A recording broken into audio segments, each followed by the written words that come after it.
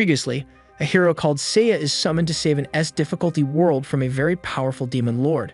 On his journey, he gathers few companions and they travel to a dragon den. The race that lives there offers to turn his friend Alulu into an ultimate weapon needed to defeat the demon lord, but she must be sacrificed. Rista and Mash are disturbed by the revelation, while Alulu is trying to come to terms with it. The dragon youths make a big feast and prepare for the ceremony. As they are about to sacrifice Alulu, she breaks down into tears, hesitating to go through with it. Levi orders the guards to forcefully sacrifice her if need be, in response to which the party steps in. Or at least they try to. Mash and Rista are unable to move due to the poison they had ingested during the feast. Seiya, being cautious as always, makes sure to not eat or drink anything, so he is still able to move and act. He quickly dispatches the guards and tells Alulu to give up on sacrificing herself, as he needs her to be his baggage carrier. Adding that even without the demon-slaying sword, they will figure out how to handle the demon lord. Levi transforms into a massive dragon and attacks Seiya, but he is able to defeat her, rescuing Alulu from her sad fate and turning Levi into the sacrifice instead. He then synthesizes a fake sword by using a drop of Alulu's blood and proclaims it to be the demon-slaying sword, just to put everyone's minds at ease. Rista is able to see through the lie and confronts him about it in private, but he asks her not to tell anyone, saying how they will just need to find another way to defeat the demon lord. Returning from the dragon den, Seiya and his group are met by human soldiers.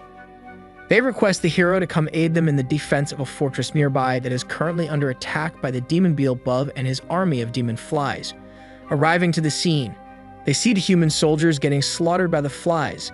Considering they do not have any solid options for aerial combat, Seiya and his group just observe and wait. Once the fighting ends, they meet up with the surviving humans and their commander, Rosalie. They go to her castle to discuss the situation. Learning about the situation, Seiya decides he needs to go train, but Rosalie insists that they immediately attack the demons. An argument breaks out between them, and Rosalie attempts to slap Seiya, who does not take it, but instead counters with his own slaps. Rosalie yells out in frustration that she is going by herself then, while Seiya and his group return to the Divine Realm. In the Divine Realm, they go to Midas, the goddess of archery, who agrees to train Seiya so he would be able to fight back against flying enemies. Adanella figures out that Seiya has returned to the Divine Realm, so she comes to confront him, determined to get payback for the harsh rejection. But Seiya easily calms her down with a head pat. Mash and Alulu had the seals on their powers removed by Ariadoa, unlocking more of their potential. Alulu becomes able to cast supporting magic that speeds up or slows down her targets, while Mash gets better control of his draconic transformation, which he originally learned from other dragon newts. When Ariadoa hears that Seiya is being trained by Midas, she gets worried that he might be in danger, telling Rista that Midas is notorious for being a nymphomaniac who abducts and sexually devours summoned heroes. Hearing that, Rista rushes to Seiya and sees that the warning was correct. For his final test, she is trying to get him and eat him alive, while he has to use the magical bow skill he learned to stop her. Mash and Alulu arrive a bit later, and Midas shifts her focus towards the young boy. Seiya was expecting that and ends up pinning her to a nearby tree with magical arrows, stating that he is perfectly prepared now. They head back to the fortress to confront Beelzebub. There they learn that Rosalie went ahead on her own, so they hurry after her. Arriving at the location, they spot Rosalie as she gets captured by Beelzebub and carried high into the sky, from where he plans to drop her to her death. Rista flies ahead to distract Beelzebub and catch Rosalie when she gets dropped, while Seiya moves into position to attack the demon. Once Beelzebub is distracted, Seiya fires his arrows, but Beelzebub is able to dodge all of them. However, Seiya was expecting that and made his magical arrows turn into birds that loop around and strike Beelzebub from behind. Rosalie is grateful for Seiya's help, but still insists that he is not a hero. From her perspective, her father is far more suited to be a hero than he is. Afterwards, Seiya kills off all the remaining demon flies, while Mash and Alulu gather up their corpses, making it easier for Seiya to burn them all with his magic. Before Rosalie leaves, she tells them where to find a legendary suit of armor that is kept safe for the hero, so he could use it in his fight against the demon lord. Heading to retrieve the suit of armor, Seiya and his group run into Kilkapple, a dwarf who turns out to be one of the 4 heavenly kings.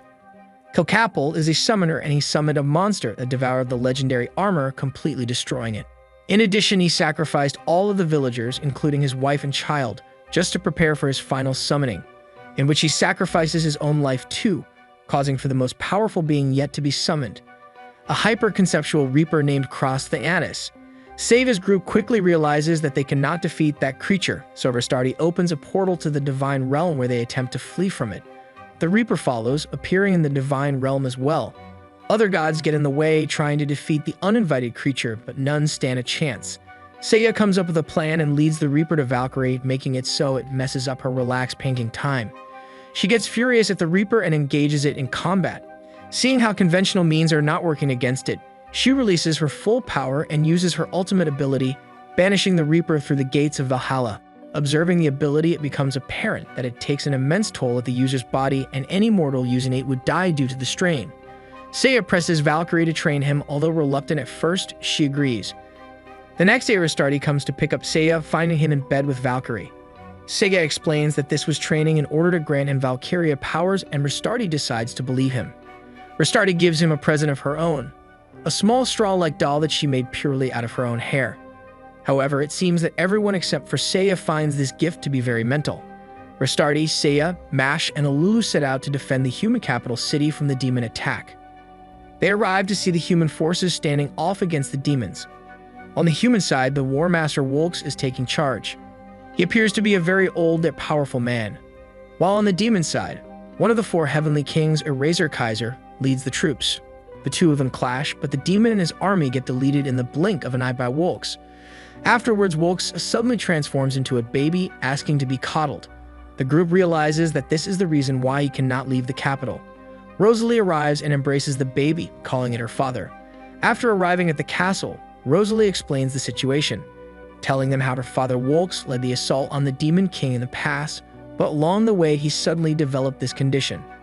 Once Wolks returns to his normal form, he introduces himself properly to Seiya and his group. While they are talking, a messenger notifies that surviving demons have returned. Seiya, Mash, and Alulu head out to fight them off, while Ristati goes with Wolks to see the cathedral. In the cathedral, Wolks reveals his true colors, telling her how the Demon Lord has found a way to kill gods and heroes for good, using a power called Chain Destruction, which shatters their original souls. He proceeds to draw a sword made with the Chain Destruction powers, the God Eater. Wolks tells Ristati how he faced the Demon Lord in the assault, but his power was so overwhelming that it made him submit completely like a little child would to his father. That is the reason why he transforms into a baby when fighting demons. As he is about to strike down Ristati, Seiya, Mash, Alulu, and Rosalie arrive, following Seiya's overly cautious reasoning. He saves Ristati and engages Wolks in battle. The old man consumes a pill that transforms him into a demon, becoming even stronger. The battle is hard and Seiya has to give it his all. Finally, he manages to get the upper hand and win the fight thanks to the Valkyria abilities he gained.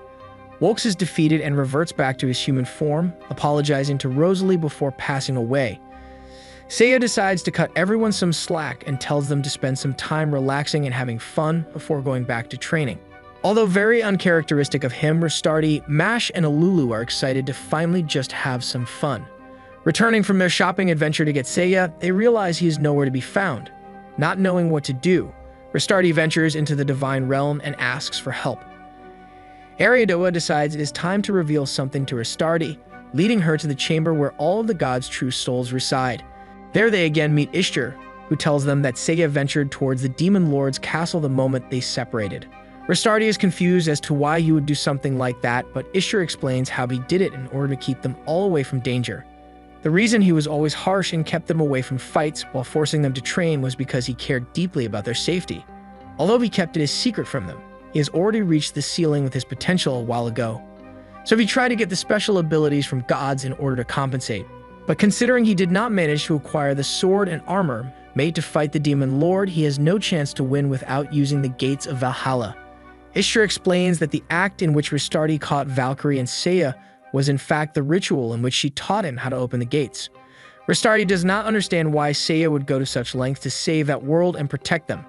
It is then that Ristati's past is revealed to her, the time from before she became a goddess. She was a human named Tayana, adventuring together with Colt and Seiya.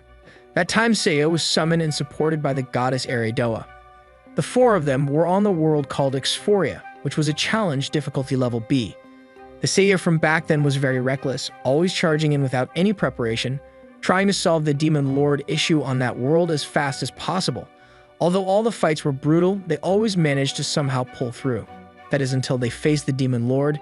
Since they did not gather enough information on the Demon Lord, they relaxed after Seiya managed to cut him down, not knowing that the Demon Lord had another life which he used to suddenly strike at them, killing Colt first, followed by Ariadoa.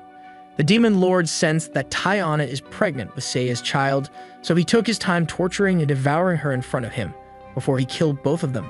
Since Ariadoa is a goddess, she recovered quickly in the divine realm, but she never stopped blaming herself for being a poor guide to Seiya. Ishur explains how Tayana got reborn as a goddess after that because of her good deeds and Ariadoa's earnest plea, adding that it was no coincidence but fate that she chose Seiya to be the hero she summoned. Ristardi makes up her mind and opens a portal straight to where the battle against the Demon Lord is taking place. Ishur warns her that this is against what she is allowed to do as a supporting goddess, but she proceeds anyway, willing to accept any punishment afterwards. They arrive just as Seiya uses the gates of Valhalla against the Demon Lord. Even the gates of Valhalla prove to be insufficient to stop the Demon Lord, as he prevents them from closing and starts crawling back out. Seiya synthesizes a new sword using the material from the gates of Valhalla combined with the hair doll he got from Ristardi. That sword proves effective and he is able to harm the Demon Lord. With that, he forces the Demon Lord behind the gates, allowing them to shut close. The toll for using the gates hits Seiya, and Ristardi has to activate all of her godly powers just to keep him alive. She crosses the boundary of how much help she is allowed to give once again, but she does not care.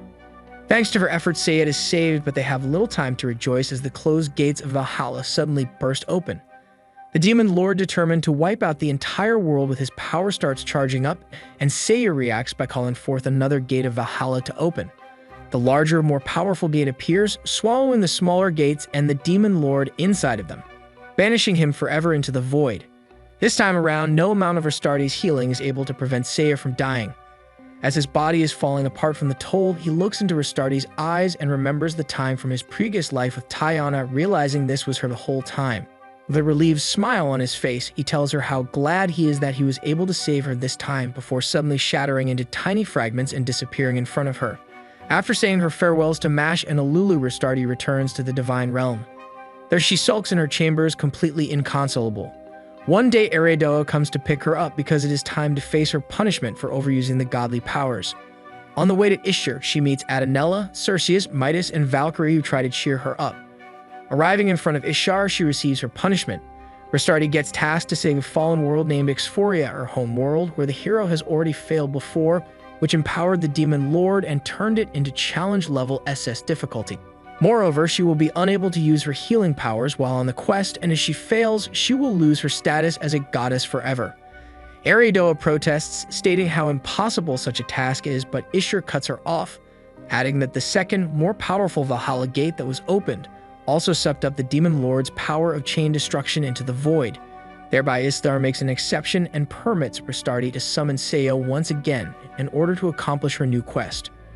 Hey, thank you for staying all the way till the end. If you enjoyed the video, give it a like. It takes only a second, but it means everything to us. Have a great day and see you in the next video.